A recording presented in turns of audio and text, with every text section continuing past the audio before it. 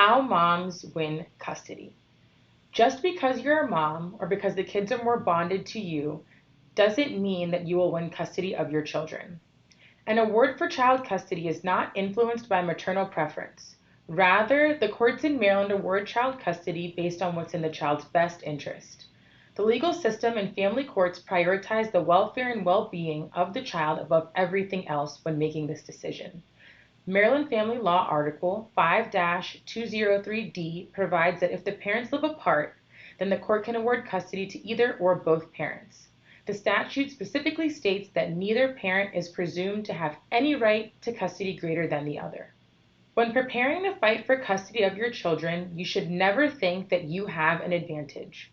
You must prepare and anticipate. You must gather existing evidence and create new evidence. You must be very familiar with what your judge will consider when they decide who will get the kids and when. A custody battle is much more about your connection with the judge than it is about beating the other side. In Maryland, the court is required to consider a series of factors in addition to any factor unique to the circumstances of the parent. This means factors such as fitness of the parties, character and reputation of the parties, desire of and agreements between the parties, potentially maintaining natural family relations, the preference of the child, the age, health, and sex of the child, the residences of the parents and the opportunity for visitation, any prior or voluntary abandonment or surrender, the parties' capacity to communicate and to reach shared decisions affecting the child's welfare, the willingness of the parties to share custody, geographic proximity of the parties' homes, financial status of the parties. Those are just some of the factors to be considered, and they've been entrenched in the Maryland law since 1978, almost 50 years. Montgomery County versus Sanders and Taylor versus Taylor are the case law supporting those requirements and those factors. By focusing on the child's best interest, custody arrangements can be made that ensure the child's optimal growth and development, allowing them to thrive in a supportive and nurturing environment, hopefully with both parents present. So, if you're a mom and you believe that it will be in your child's best interest that you have primary custody, you need to consider these things. Because these are the factors that your judge will rely on when deciding how to award custody, it's of paramount importance. The first factor, fitness of the parties, is by and far the single most important factor. Usually both parents are fit, but if you believe your child's father is not a fit parent, you will need evidence to present to the court demonstrating his lack of fitness. There are many ways to collect evidence demonstrating this. You can use text messages, emails, pictures, witnesses, and inappropriate behavior that you have evidence of, so on and so forth. Is there drinking in front of the children? Is there use of foul language or inappropriate language? Inappropriate conversation topics? Are schedules maintained? Does dad put himself and his desires over the best interest of the child? These are all things that really, really matter and can help support your case that you are the better parent to have primary custody.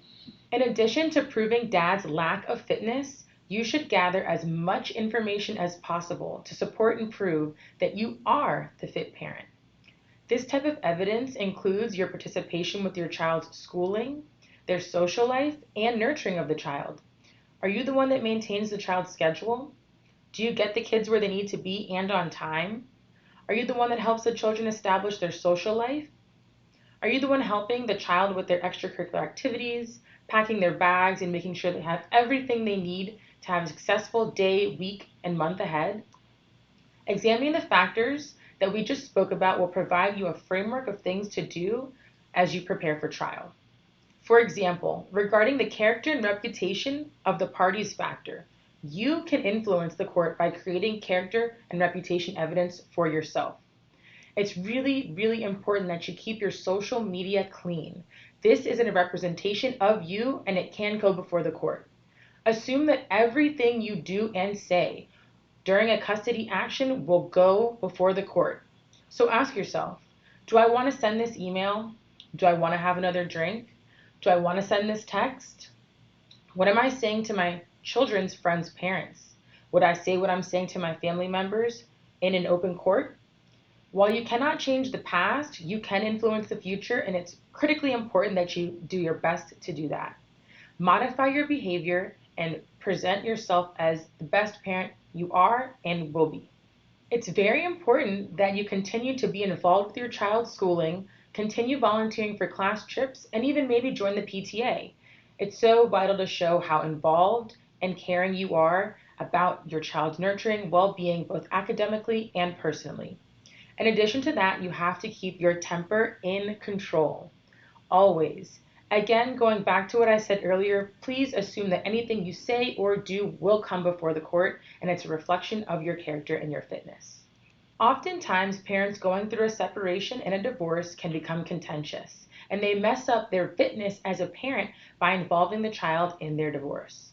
Most times, the parent is not aware of what they are doing, however, it is harmful behavior to the child.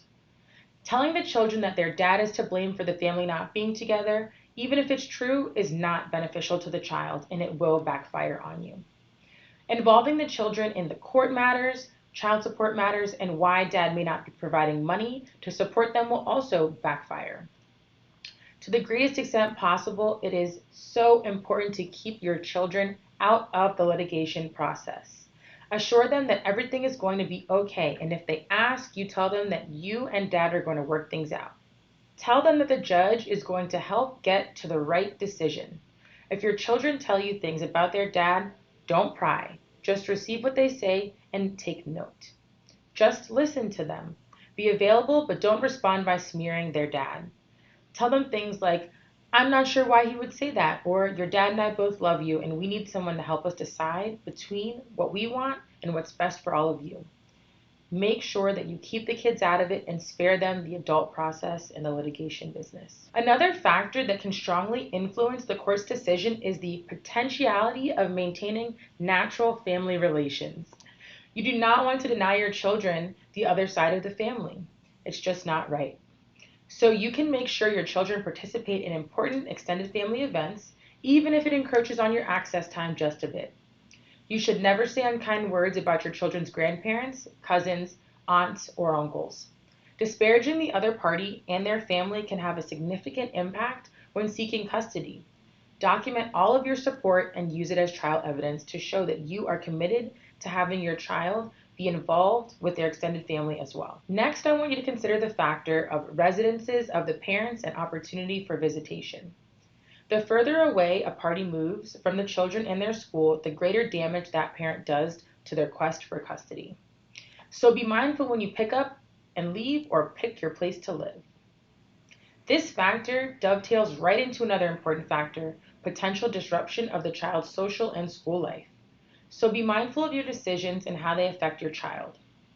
Keep their lives moving forward with as much consistency and reliability as possible. Be supportive of your children's relationships with their friends and be supportive of their involvement with extracurricular activities.